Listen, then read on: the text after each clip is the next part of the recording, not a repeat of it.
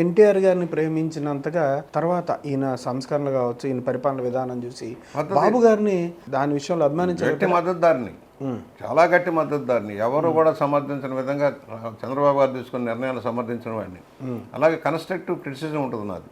ఈ లోపాలు జరిగినప్పుడు ఎత్తి చూపేవాడిని. 19లో పార్టీ కొంచెం ఇబ్బందికరమైన పరిస్థితులు వస్తున్నప్పుడు కూడా హెచ్చరించాను. నేనే నిర్మమాటంగా నేను లెటర్ రాశాను ఆయనకి.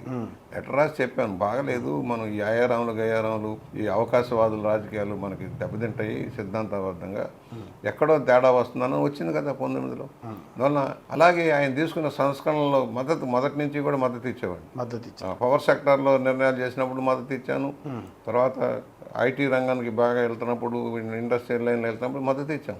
కాకపోతే ఆ రోజుల్లో కూడా డీసెంట్రలైజేషన్ జరగలేదని కొంచెం గొడవ చేసేవాడిని. రాష్ట్రంలో హైదరాబాద్ కేంద్రీకృతం అయిపోతుంది, వివిధ ప్రాంతాల్లో మనకి డెవలప్మెంట్ రావట్లేదు, ఆంధ్ర ప్రాంతం అన్యాయం అవుతుందని అంటే నన్ను బుజ్జగించడానికి చూసేవాళ్ళు ఆ రోజుల్లో. ఎందుకంటే SV Prasad CM principal secretary, ఆయన కూడా చెప్పాడు, ఏదన్నా ఇష్యూ సెంట్రలైజ్ అయిపోతుంది, మిగతా ప్రాంతాల్లో అన్రెస్ట్ వస్తుంది, వచ్చింది కదా, దానివల్ల నష్టపోయాం. అయితే తెలుగుదేశం ఎప్పుడు వాడకూడదు. అలాంటి కారణాలు కూడా కొన్ని ఇబ్బందికరమైన పరిస్థితులు వచ్చాయి. ఎన్టీ రామారావు గారు ఉన్నప్పుడు తెలుగుదేశం అణగారిన వర్గాలకి బాగా చేరువుగా నిలిచిందని, తర్వాత బాబు గారు వచ్చిన తర్వాత కొంచెం వాటికి దూరం అయ్యారని చెప్తా ఉంటారు. ఎనీవే విక్టరీ అసలు రామారావు గారి కంటే ఎక్కువ సోషల్ జస్టిస్ అని చెప్పేది చంద్రబాబు గారు. సోషల్ జస్టిస్ అని చెప్పి క్యాస్ట్ ఈక్వేషన్లు పెట్టి ఆయన పక్కన నలుగురు కమాండ్లు ఉండాలంటే కొంచెం అనేజీ ఫీల్ అవుతారు. పక్కన క్యాస్ట్ బ్యాలెన్స్లు చేసుకోవడం, అలాగే పోస్టుల్లో కూడా ఇవాళ చూశారు కదా, ఇప్పుడు మన గవర్నమెంట్ వచ్చింది, పోస్టులు ఎలా ఇస్తున్నారో చూస్తున్నారు. యూనివర్సిటీ వైస్ ఛాన్సలర్లు కానీ వాళ్ళందరినీ ఎలా చేస్తున్నారో చూసాం. మెరిట్ అర్హత ప్రాతిపదిక ఒక కాన్సెప్ట్ బిల్డప్ అయిపోతుంది. అందువలన ఆయన మద్దతు నేను కూడా మొన్న కూడా ఇప్పుడు పారిశ్రామికీకరణ కోసం సంస్కరణలప్పుడు ఇతర రాష్ట్రాలకు పంపించి, ఇతర దేశాలకు పంపించి స్టడీ చేయించడం పూర్తిగా మద్దతు ఇచ్చేవాడిని.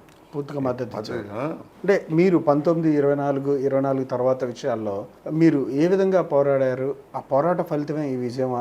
ఎట్లాగా? అందరూ భయపడే రోజుల్లో మేము గెలిచిన వాళ్ళం 21 మందిలో 19 మంది ముగ్గురు పోయారు, 19 మంది మిగిలాం. 23 కదా, 23లో 19 మంది మిగిలాం. 19 మంది మిగిలారు. 19 మందిలో నేను ఫ్రంట్ లైన్లో పనిచేశాను కదా, అసెంబ్లీలో నిత్యం పోరాటమే కదా మాకు.